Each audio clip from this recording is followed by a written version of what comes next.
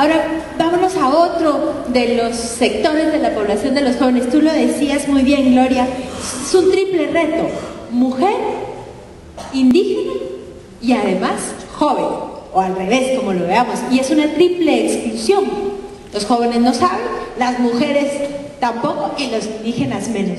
¿Cuáles son esos problemas, esos que tú identificarías como los temas más necesarios de atender que tú afrontas como joven pero como mujer e indígena?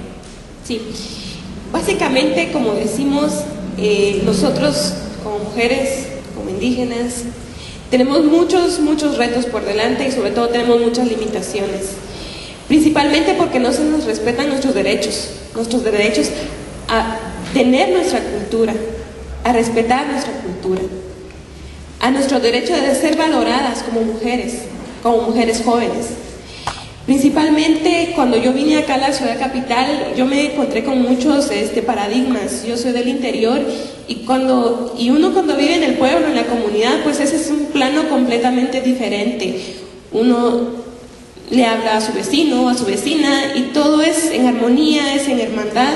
Cuando vine acá a la ciudad, yo estaba acostumbrada a decir buenos días, y cuando yo le decía buenos días a la gente solo se me quedaba viendo, y entonces sentí el primer choque cultural, el del venir de una cultura distinta y enfrentarme a otra cultura. Realmente fue un choque para mí, y sinceramente en mi pueblo yo nunca había sufrido la discriminación porque todos somos iguales. En cambio acá yo no sabía que cuando a uno le decían María en el camino era porque lo estaban discriminando. Yo no lo sabía, y un compañero de trabajo, en mi primer trabajo, me dijo: mira, tú te ofendes si yo te digo María. Y yo le digo, yo no me voy a ofender. ¿Y por qué? Yo, en mi concepción religiosa, yo le dije, yo no me voy a ofender porque María es la madre de Jesús, es la madre de todos nosotros, y yo no me voy a ofender porque tú me llames así, le dije yo. Pero yo en ese momento no comprendí que era un tinte de racismo y discriminación.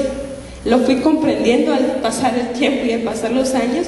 Entonces sí, yo dije, bueno, en ese momento quizás yo no me pude defender porque no sabía que estaba ante un acto de discriminación, y tampoco estaba empoderada de mis derechos, de mis derechos humanos, de mis derechos fundamentales como mujer, como indígena. Ahora, pues en el transcurso de los años, me ha ayudado mucho estar trabajando en organizaciones indígenas, porque ahí me ha ayudado a fortalecer mi cultura. Yo creo que uno de los principales retos que tenemos como jóvenes es que nos vedan el derecho a la cultura, a nuestra propia identidad, porque nos ponen muchos paradigmas, como dicen acá los compañeros, nos ponen un ideal de que bueno, tú eres o tú tienes que ser de esta forma, o debes de dejar tu cultura, debes de dejar eso porque eso ya no sirve, sino que debes de adoptar otras prácticas, otras formas de vestir, otras formas de expresarte. Entonces realmente llega un momento en que nos ponen y decimos, bueno, ¿yo qué quiero ser? ¿Quiero aceptarme tal y como soy? ¿Quiero ser mujer? ¿Quiero ser indígena? ¿O quiero cambiar mi cultura? Yo tuve ese choque realmente y se los comparto. Yo cuando fui estudiante, yo decía, bueno, ¿quiero ser indígena o no? ¿Quiero ser maya o no quiero ser maya? Pero cuando ya empecé yo a desenvolverme en las organizaciones indígenas, dije, no, yo pertenezco a una cultura muy rica, muy fuerte, y debo de sostenerla.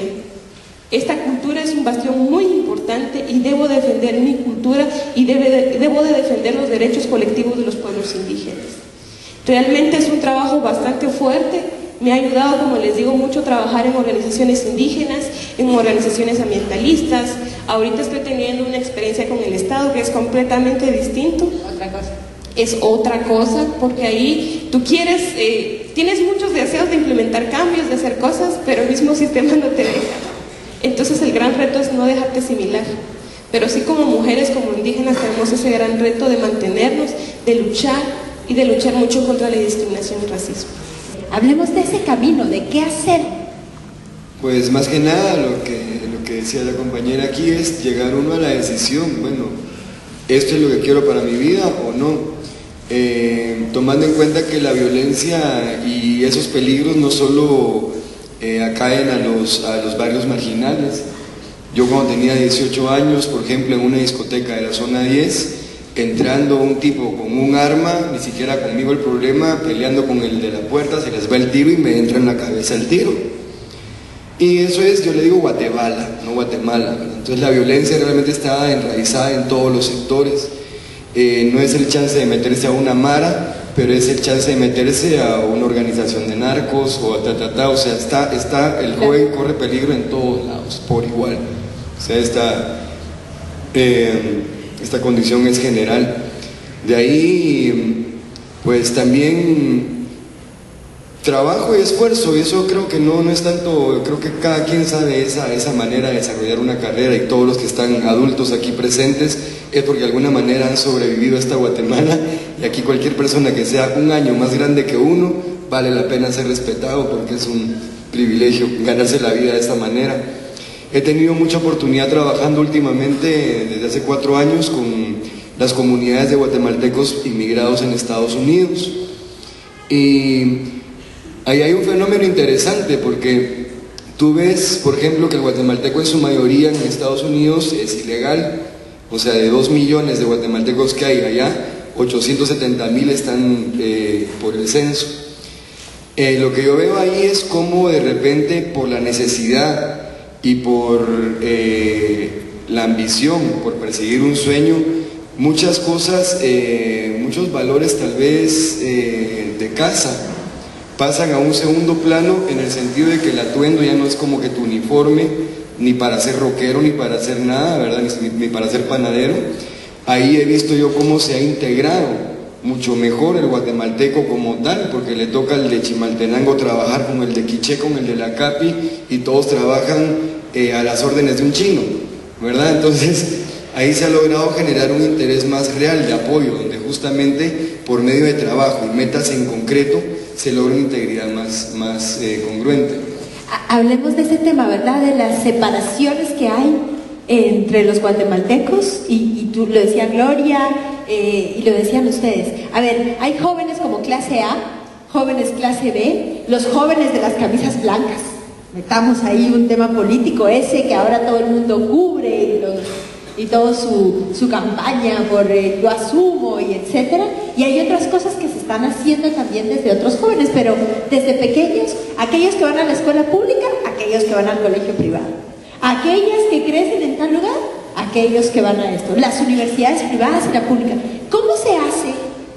¿Cómo le entramos a ese tema? Tengo un modelo que me encanta, Costa Rica. Me encanta el concepto de no tener un uniforme estable, o mejor dicho, poner un uniforme estable a todas las escuelas y colegios. Frenas de inmediato un prejuicio visual. Ahí ya no es que pantalón, que zapato, que camisa, sino ahí todos pantalón azul, camisa blanca, zapato negro, ¿verdad? Entonces ahí creas un sentimiento de hegemonía, ¿verdad? Que no lo hemos logrado en Guatemala. O como la escuela pública en el sur, claro. ¿Eduardo? No, Bernardo, ya te estoy cambiando el nombre. Está cambiando el nombre. Son los años.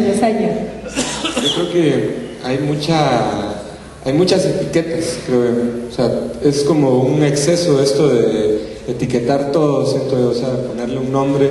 Pero sobre eso de ponerle un nombre, creo que el problema fundamental está en que todo el mundo dice que hace algo, todo el mundo dice que yo hago por los jóvenes indígenas, yo hago por los jóvenes, de la calle yo hago por los jóvenes, clase A, o sea, pero nadie coordina nada. O sea, el problema aquí viene a ser que todo el mundo dice que tiene una verdad, que por supuesto es tan válido, ¿verdad? Que cada quien haya encontrado respuestas desde su problemática y todo, pero siento que no existe esa articulación ya al momento de intercomunicación. O sea, no existe esa cuestión de diálogo, no es real, siento yo. O sea, siento yo que en alguna medida es un poco atrevido, pero se queda mucho en discurso todo también, ¿verdad? O sea, hay mucha casaca, siento yo, en el asunto de, bueno, yo tengo mi tema y lo resuelvo de esta forma, pero también se puede conectar con esto, pero también no se conecta porque parece ser un territorio también el asunto de la etiqueta y lo que la etiqueta puede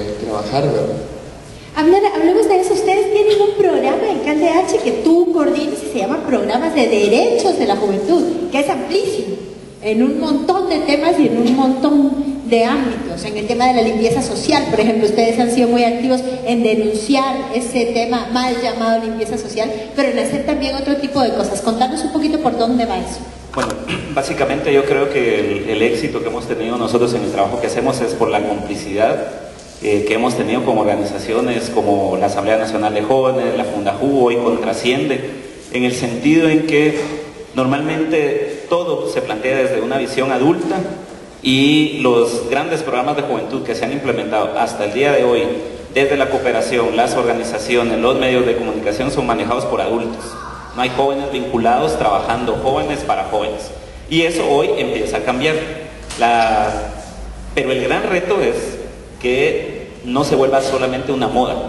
Hoy la mayoría de organizaciones tienen programas de juventud como un mecanismo de captación de cooperación, lamentablemente, pero ves quién jóvenes están vinculados y no hay. Siempre la visión adulta, tal cual decías hace un momento, los llevo de la mano porque los jóvenes son el futuro, ¿verdad? No, los jóvenes somos el presente y hoy estamos participando. Se nos critica mucho, es que los jóvenes no proponen. Bien, proponemos. Hay más de 15 iniciativas de ley en el Congreso relacionadas a juventud, una ley de juventud aprobada en segunda lectura que tenemos ya más de 10 años de venirla promoviendo, una política nacional de juventud aprobada recientemente que con JUVE están hoy acá también algunos representantes. Nos han tocado 10 años de venir luchando con 3 gobiernos para que aprueben esa iniciativa de ley, ¿verdad? Hay muchas acciones, pero particularmente me quiero referir, tal cual decías, al trabajo que hemos hecho de denunciar las ejecuciones extrajudiciales de jóvenes. Más de 3.000 jóvenes asesinados cada año y que simple y sencillamente el panorama era marero, tenía tatuaje, y si es mujer, ¿qué andaba haciendo a esas horas de la noche? ¿Por qué andaba vestida así? ¿Verdad? ¿Con quién andaba metida? ¿Trabajaba en Maquila? Ah, bueno. ¿Vivía en Alioto? Bueno, era lógico, ¿verdad? Y en ese mismo momento finaliza el proceso de investigación para determinar la responsabilidad de quienes están detrás de este tipo de hechos, lamentablemente. Tenía tatuaje, era marero, vivía en el mezquital, era zona roja, ¿verdad? Pero no se van al meollo del asunto, ¿verdad? A ver quién está atrás. Las autoridades que están vinculadas con este tipo de hechos también, y aprovechamos a felicitar el reciente nombramiento de Claudia Paz y Paz como nueva fiscal general. Hay que aplaudir este nombramiento, la verdad que sí. Decían que se alinearon los planetas ayer, que tomó la decisión el presidente. No sabemos qué pulga le picó, pero la que le picó estuvo buena. Sí. Pues nosotros creemos y felicitamos esa designación porque Claudia Paz, como defensora de derechos humanos, ha estado muy vinculada también en el proceso de denuncia de cómo debe darse el proceso de investigación en casos en donde se ha desarrollado ejecuciones extrajudiciales de jóvenes particularmente. Entonces nosotros estamos como muy satisfechos en ese sentido porque creemos que esperamos podernos acercar a ella como autoridad, pero no solo porque ese es el gran reto. Ella como autoridad puede tener una visión muy clara. Todo lo que viene abajo y toda la estructura que está incrustada dentro del Ministerio Público, dentro del organismo judicial, dentro de la Policía Nacional Civil, llevan a temas como el que voy a plantear. No está de moda y nosotros lo estamos monitoreando, es la selectividad penal en la aplicación de la justicia a adolescentes y jóvenes, por las características de cómo viste, por si lleva tatuaje, por si vive en un área marginal, y lamentablemente los jueces hoy día están aplicando un tipo de penas y sentencias por esas características. Los partes policiales, y con esto cerraría, si ustedes hacen una revisión, todos es como que se los hubieran pasado con papel pasante. Dicen exactamente lo mismo. Iban caminando sospechosamente, venían de noche, se cruzó la calle, tenía tatuaje, y tal cual lo decían hace un momento. De hecho, con las leyes antimaras o las propuestas que han ido surgiendo, hoy podría entenderse incluso como una convención de pandilleros, ¿verdad? Porque estamos hablando de estos temas y las leyes antimaras, si ven entre líneas, eso es lo que plantean. 3, 4 jóvenes reunidos en una reunión como esta, mareros.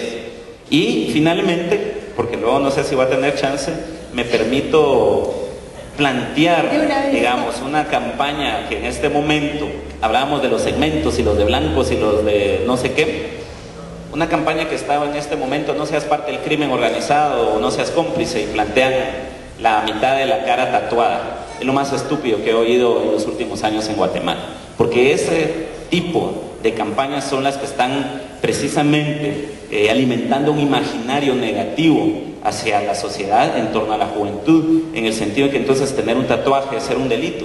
Y es exactamente lo que el foro del día de hoy plantea. El ser joven no es un delito. ¿Y quiénes usan los tatuajes? Somos los jóvenes los que los estamos usando. Entonces, lamentablemente, allí está todavía ese tema de clase presente, ¿verdad? Por tanto, seguramente, el pobre tiene tatuaje, por tanto es delincuente. Y eso es importante plantearlo en esta sociedad tan conservadora que tenemos en el país. Gracias, Abner. Y antes de darte la palabra, Bernardo, agregarle un tema. A una pregunta abierta. ¿Les parece realmente que en las y los jóvenes de Guatemala se han ido quitando los estereotipos, el machismo, el clasismo? ¿Es realmente que uno diga, bueno, esto ya lo vivimos nosotros los adultos, pero en los jóvenes es diferente? Y se los platico ¿por qué? Porque ahora parece que las ejecuciones extrajudiciales estuvieron bien. ¿Y cómo así que no mataron a 7? Deberían haber matado a 27. Y se defienden desde ahí, pero si son mareros. O sea, ya la sentencia de muerte es esa. ¿Les parece que eso ha ido cambiando? También el machismo, la forma de tratar a las compañeras. Realmente en las y los jóvenes eso ya es otra cosa, una cosa diferente, ¿verdad? Yo creo que sí hay, o sea, sí hay muchos avances también entre generaciones. Creo que la generación en la que vos estás, por decirte, o sea, es una generación de ruptura en alguna medida, en algunas cosas. Solo para que te interrumpa un ratito. Cuando yo era chavo, mano, en los 16, 18, podía ser o rockero, o break, o indígena. Eran tus 3 opciones, y eso se refiere a que eran guerras sociales, había muchos ajusticionamientos, ¿cómo se dice?, extrajudiciales. Estábamos en plena guerra, jóvenes contra jóvenes. Chavitos bailando hip hop y break dance, desaparecidos de la esquina, man. Entonces yo creo que sí ha habido ese avance que vos decís. ¿Y ahora qué avance hay? Solo seguimos con Bernardo, pero ¿hay más opciones? Sí, ahora tienes realmente más. Creo que a partir de la firma de la paz, eso sí se ha logrado. Con que ya no tenemos la hazaña de la Guerra Fría, de la clandestinidad. Se ha abierto mucha más cultura. Aparte también el fenómeno de los migrados. Tantas familias han mandado nuevas influencias, y muchas personas que realmente estaban soterradas en el olvido económico, si no es por estos aportes, no logran también trascender su propia cosmovisión, ¿verdad? Se ha logrado modernizar mucho el concepto, el sentido común del guatemalteco a través de esto. ¿Verdad? Sí, yo creo que, como continuando en esa línea, hay momentos pues clave. Yo siento que la generación del 94, 95, toda esta ruptura en la literatura, el asunto de los X, en el caso del teatro, pues donde está el Huicho Pineda, o sea, en el caso de la danza, en el caso de la plástica, o sea, va emergiendo un primer movimiento. Lo del primer festival del Centro Histórico para mí también es muy emblemático, pero es porque son jóvenes, que ahora no son tan jóvenes, pero siguen teniendo ese corazón, esa iniciativa también de poder conectarse y de poder abrirle la brecha. Por lo menos yo me siento una generación abajo, pero veo yo también generaciones que ya vienen, y que vienen un poco, lo que tú preguntabas, un poco más liberadas en el tema de, bueno, ella porque es mujer se tiene que ir a esta esquina y nosotros los hombrecitos para la otra, ¿va? O sea, siento que hay más interacción, hay más diálogos, hay más compadrazgo, hermanazgo, o sea, todo lo que pueda existir en materia de hermandad. Creo que hay algún avance. Siento también que en alguna medida también hay muchas más formas de expresarse. O sea, yo puedo participar en un voluntariado, puedo participar también en arte, puedo participar en deportes. O sea, siento que en las generaciones anteriores era una prohibición el hecho de tener alguna forma de goce. O sea, no podíamos, quizás, o mis padres no lo pudieron hacer, quizás, y sus abuelos no sé, mucho menos, porque habían como estándares o paradigmas muy concretos, validados por toda la estructura, por la iglesia, por la escuela, por lo que sea. Pero siento yo que sí, o sea, sí creo yo también que hay un problema con las generaciones que están abajo de la mía, ¿verdad? Porque los conflictos no son tan concretos, no los vieron tan de cerca, entonces hay un potencial olvido también de eso, y por ende hay mucho pensamiento pero no está como concretizado. Yo me atrevo a juzgar a la generación que viene abajo de la mía, que no tiene mucha inteligencia pero tal vez no puede concentrarse en algo porque no hay algún conflicto general en el cual identificarse y por el cual darse un nombre, ¿verdad? O sea, nombrarse a sí mismos. Y aprovechando también el asunto de lo que vos comentabas, esa estigmatización que se da o esa relación de violencia y juventud, siento yo que puedo aprovechar el espacio también. Solo en este año, ¿cuánta gente ha muerto siendo joven haciendo algo? Y las preguntas alrededor, bueno, cabal, como en el caso de la compañera Emilia Kwan, que ella acaba de aparecer secuestrada y asesinada, o sea, en alguna medida en los artículos, en los links de prensa que están ahí, por ahí, dicen, bueno, sí, es que de pronto ella era una coqueta, o sea, ¿cómo así? ¿Cómo sí que era una coqueta? La chava era una profesional, o sea, estaba haciendo una investigación. Y donde queda también Lisandro Huarcax, ¿verdad? O sea, del grupo Sotzil, o sea, que era un líder comunitario y era una propuesta, pues, innovadora, ¿verdad? Y no deja a uno de emocionarse, pues, porque es gente que tenía algo que decirnos, ¿verdad? Y algo que proponernos también, y se acaba, pues, o sea, y también como una cuestión propia, o sea, yo puedo decir que en lo personal también me molesta mucho este asunto de yo andar por la calle, ¿verdad? Y de repente, miren, a ver, papeles, todo este rollo, ¿verdad? O sea, ¿con qué justificación, o sea, ese calco, ¿verdad? De preguntarle a uno eso? ¿Dónde está esa sensibilización que se habla, de ese avance también que hay en el sentido de que no es mi aspecto el que debe marcar una diferencia, sino la forma de pensar, quizás, ¿verdad? Pero como posibilidad también de conectar algo, ¿verdad? Gracias. ¿Y qué les parece? Ayer se hizo un minuto de silencio en una actividad por el asesinato de nuestra compañera, pero ¿qué les parece si lo que hacemos es un minuto de aplausos en su nombre, pero sobre todo en exigir justicia y no impunidad en este y todos los otros casos en este momento?